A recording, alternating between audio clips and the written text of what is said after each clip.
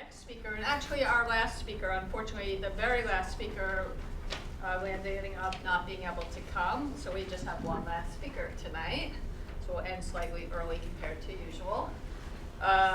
So our next speaker is Jasmina Bojic, and she teaches at Stanford and has been a journalist for many, many years, 28 years. And she's going to talk about a project that she's working on. I think there's also stuff on the table there about it, right? Which is Running Out of Time, the United Nations Association Film Festival. Thank you so much, Sammy. So let's see, how many people are familiar with the United Nations Association Film Festival that we have? Wonderful, that's great. I'm so happy to see some hands. It's been 18 years that we have this film festival here in the Bay Area, and it's obviously, this is one of the oldest documentary film festival in the United States.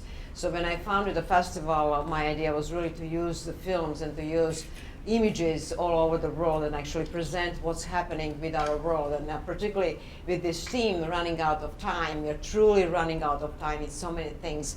And particularly as we talk about climate change, I was talking with Tammy, she's teaching here, I'm teaching at Stanford, our young students, people who are actually deciding about the future. They don't know so much about what's happening with our climate change and what's happening around the world, and they have to save us. So one of the things that I decided 18 years ago, and I've been teaching at Stanford 20 years, so that we have to really give images because it's a new generation. They grew up with the images. They grew up with actually now phones and internet, and the way how they react to the images is fascinating. And when I screen the films to my students, and then obviously we bring the filmmakers, and then we bring the subjects of the film, things are different. Their mind is changed. They really want to do something, and this is really what really motivates me to do and teach for such a long time. And since I'm a journalist and a filmmaker, and I switched to teaching,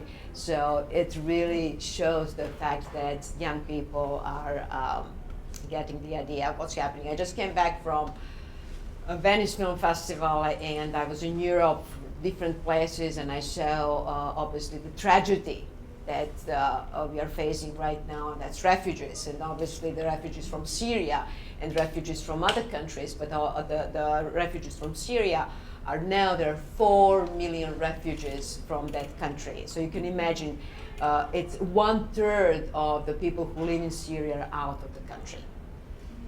And the wars are making people suffer. And this is what exactly we are seeing right now in the streets in Europe, and we are seeing, obviously we're going to see refugees here coming to the United States.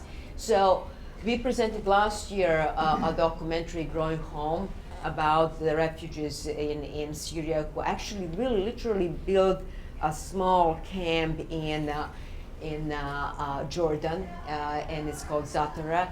Now the filmmaker, we're going to screen this film again on this Saturday in Palo Alto, and you're all welcome to join us if you can find information on our website, because Zatara became, from the small camp, a town.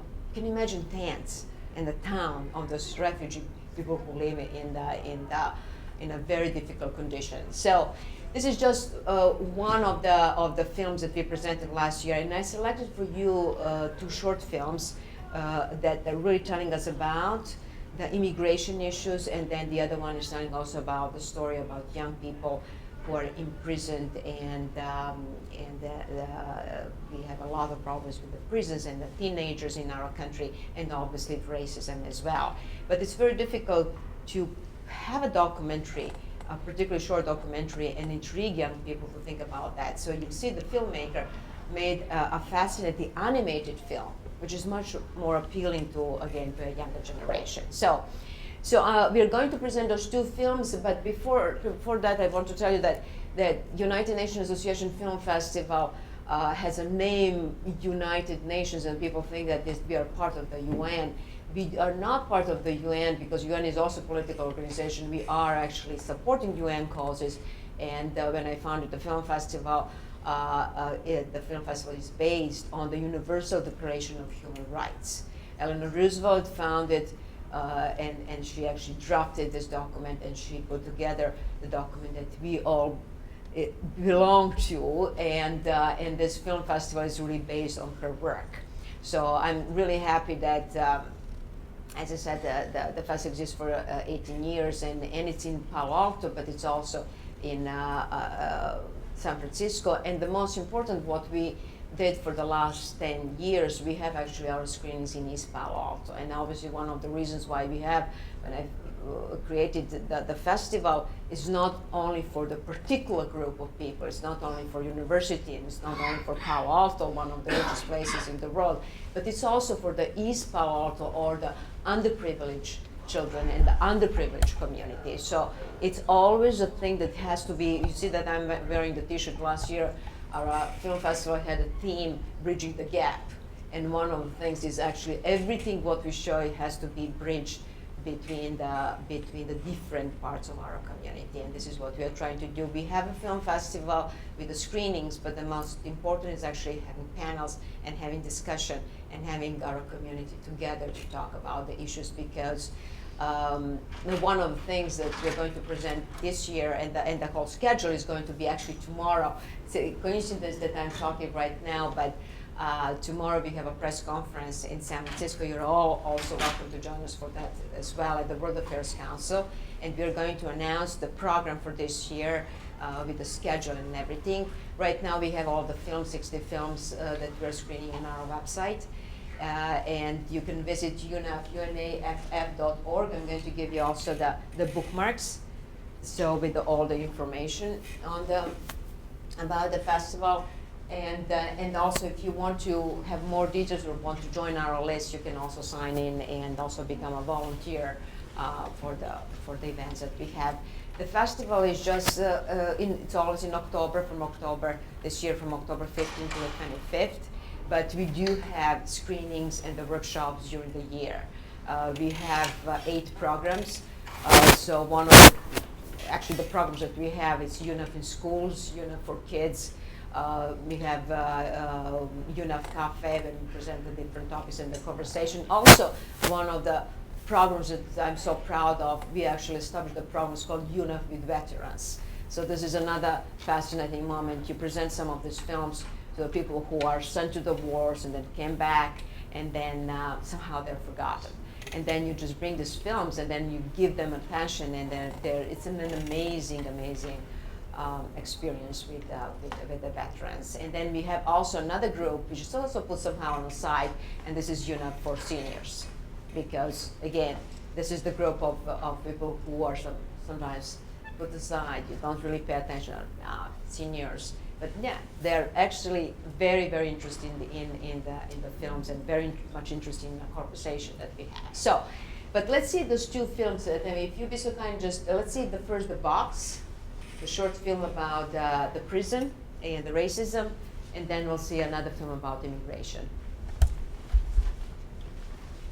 Any chance we can get the lights? Yeah. So the lights are in the back corner there. We just maybe just. You don't want them all up, or what do you want? Okay. Like this.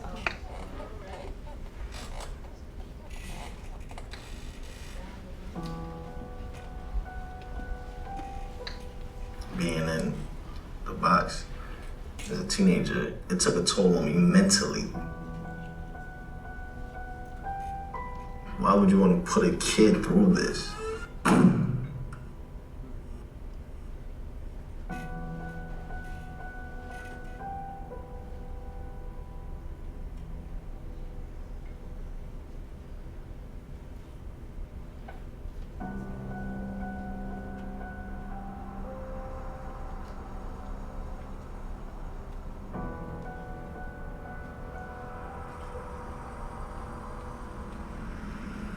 My mother was actually diagnosed with breast cancer when I was 13. I had to witness her go through chemotherapy and radiation treatment. So, my mother lost all her hair, all of that stuff. So, at the age of 13, that took a toll on me. My grades started to decrease. I guess you could say I linked up with the wrong crowd. At the age of 15 was actually the first time I was actually put in handcuffs. I was arrested, brought to the precinct and everything. At the age of 16, I was remanded to Rikers Island.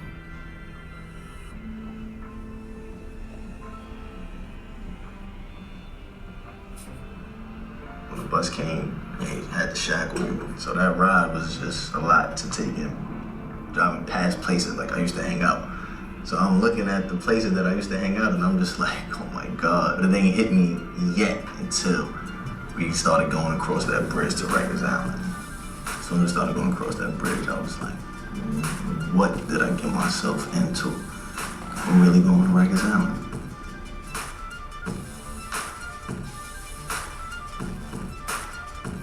So we coming in, everybody looking just new in the face. So one of the kids I saw, the sneakers I had on, he was like, oh word, you got on new joints? Like, you come to 3 million, those is mine. And I'm just like, oh man, they gonna try to jump me for these sneakers, but you know, I had to answer back. Like, oh yeah? I was like, I like to see you get them. I like to see you come get these joints.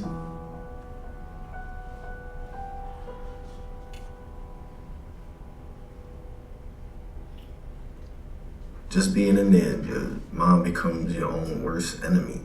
You know, you start to feel bad about yourself. You're like, oh, I'm in this box, I'm in this box. I'm in here all day, every day.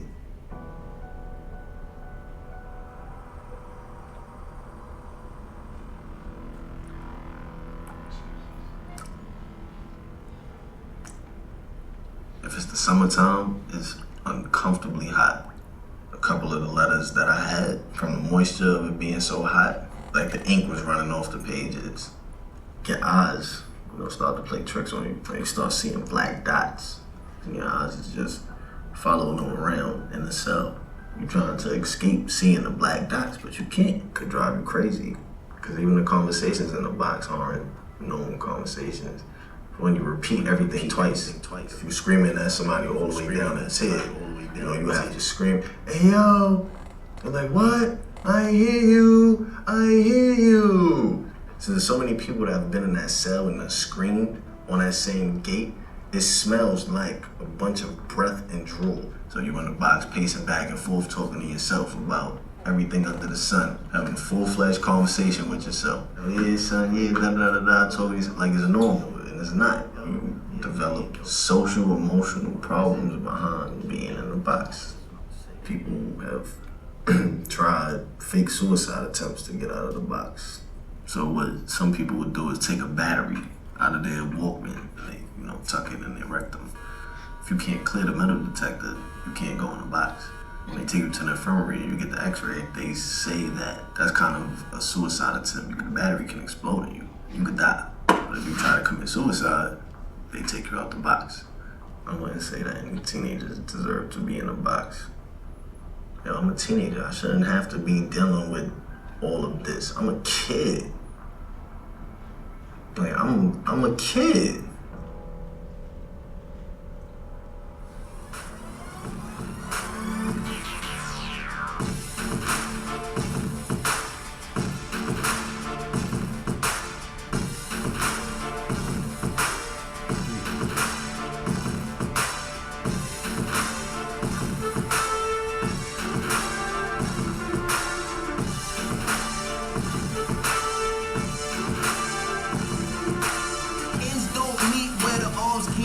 Mean streets, even when it's free, it ain't cheap. All go inside the terminal diagnosis. Basic survival requires super heroics. No space in the budget for a cake. It's when you gotta fly by night to save the day. And so, and the other film is dealing with the immigration issues in actually in San Francisco, Maria of Venice.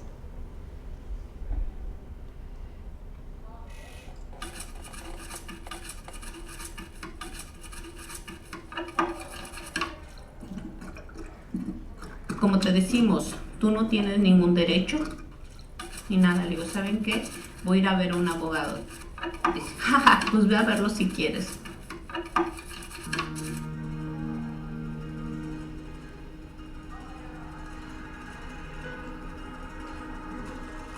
Venimos a este país por necesidad económica.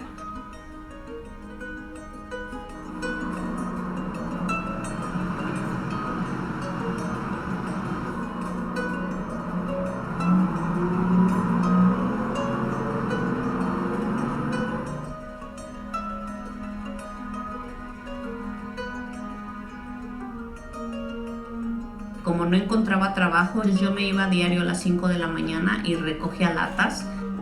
Nunca lo había hecho yo en toda mi vida, entonces me sentía un poco humillada.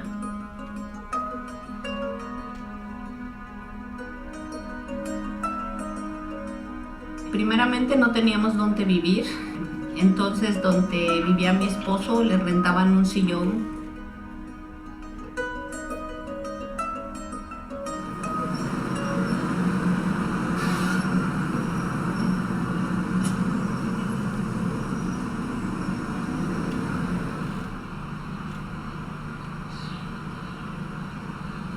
Mi máximo sueño son mis hijos.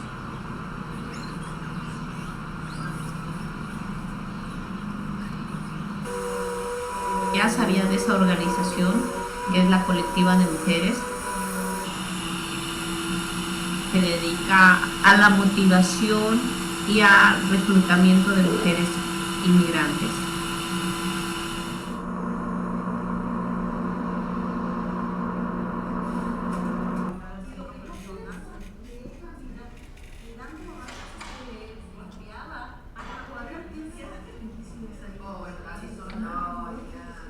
Le digan, tú vales mucho como mujer, tú puedes sacar tu hogar adelante.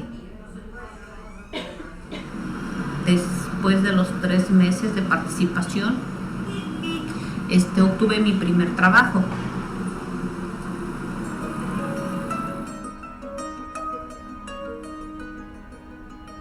En este momento soy housekeeping, que me siento muy orgullosa de serlo.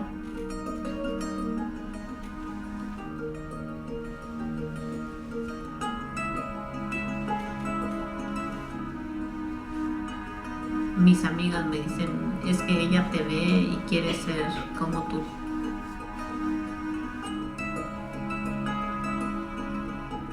Yo no quiero que sea como yo, quiero que sea alguien mejor que yo.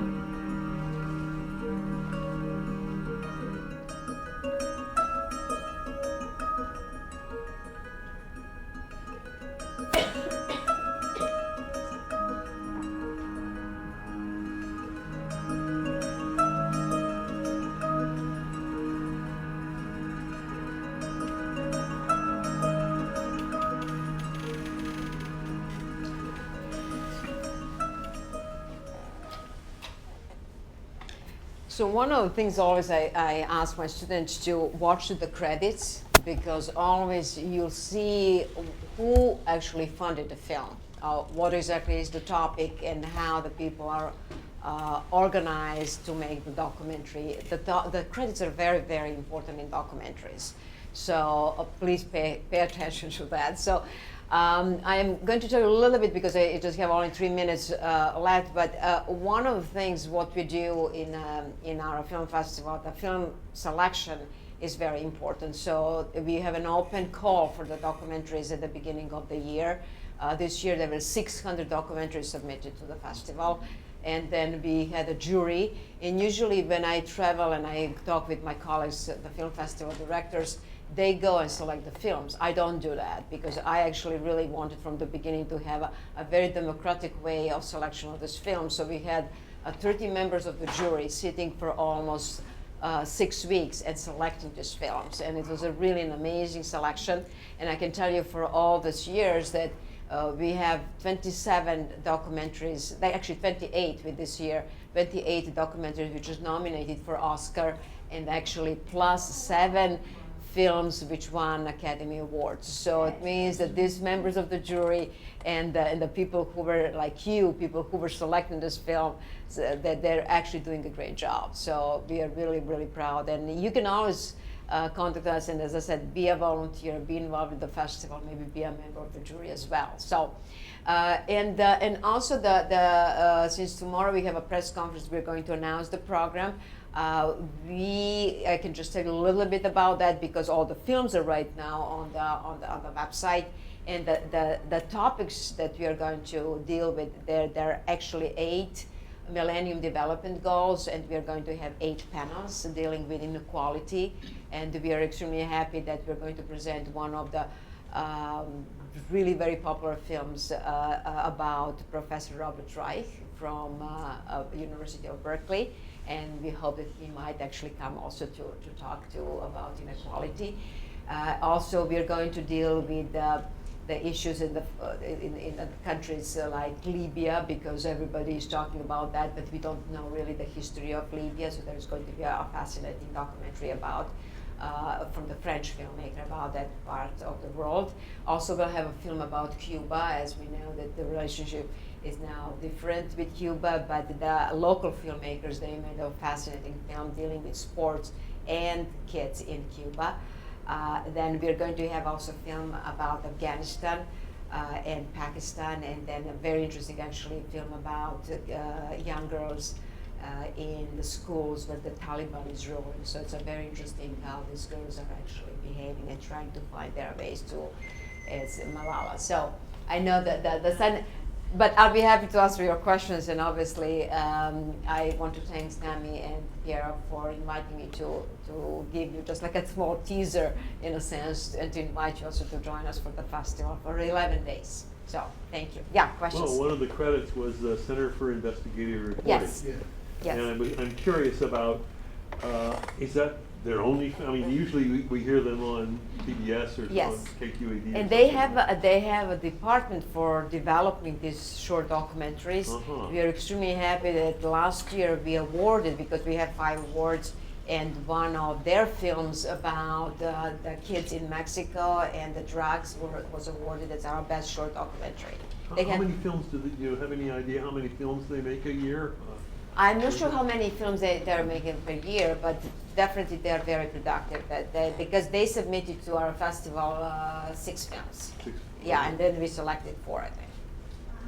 Yeah, this is the really one of, and they're local, so, and then they always come to the festival and talk, because I think that the most important for us is kind of a difference with other film festivals. We really try to bring the filmmakers and the subject of film so that we can actually have the audience be involved in a discussion about the problem that we are presenting. So. They were one of the major panelists at a thing over at event over at KQED the other night that I was at. Yeah. That was about solution journalism. That is, Right. journalists who are looking not just at problems but The solutions, folks exactly. that are were there any solutions from them? And so this is a good point, because this is what we try also to do, because you present the problem through the film, the filmmaker present, and then we have panels with the experts, so that actually they're trying to actually, like Professor Robert Wright, you're trying to make a solution. You're trying to actually give suggestions or give the way how you can actually solve some of the problems. Since a lot of you probably live here in San Francisco, I can tell you that the San Francisco screening is going to be on October 19th. That's Monday in 4 weeks. So, and it's going to be with we collaborate always with the different nonprofits and organizations that are connected with the particular films. And in this case, in San Francisco, our host is Video Project. They're distributors for the films, and it's on the 9th Street. It used to be a Film Arts Foundation in that building, so now there are like several film organizations. And then the panel that we're going to have that evening, it's really one of the most important in a sense for the filmmaking and also nonprofits. So it's actually how to fundraising for nonprofits and the filmmakers dealing with social change. So it's going to be a lot of discussion, because these filmmakers, documentary filmmakers, they don't have money. So this is really their labor of love, and this is something that they're doing with big passion. And we are going to talk about the issues, how you get the money, where are the foundations, and there are going to be a few people talking about that. So you can join us for this and learn about it. Are there any other questions? And also I can tell you, I know there's a question always about tickets and how you can get the ticket. When we started the film festival 18 years ago, we started actually on internet. Our first film festival was online, so you can actually see all information and everything. So the tickets, prices, the schedule and everything will be tomorrow on internet, so you can get the information. Because for me and for all people who are organizing the festival, community is very important, engagement is very important. So the tickets are actually $10 per session, means that you can see not only one film but 2 to 3 films. So we are low budget film festival, but as I said, community is very important, and also for students, all the films are free, not only for Stanford students because we do have support from Stanford, but for other students as well. Any other questions? Where is the festival? So the festivals, the screenings are at different locations at Stanford and also in Palo Alto in Aquarius Theater and in East Palo Alto in East Prep School, and also in San Francisco at it's called 9th Street Film Center. Thank you very much. Thanks Thank to you. all of the presenters. Talk to the speakers for a little while longer before the floor is closed. Yeah, Well, and we'll very, run you And down if you to have a place to to the put the flyer, please take the hotel. flyer. I Sure, brought okay, several we'll flyers. do that.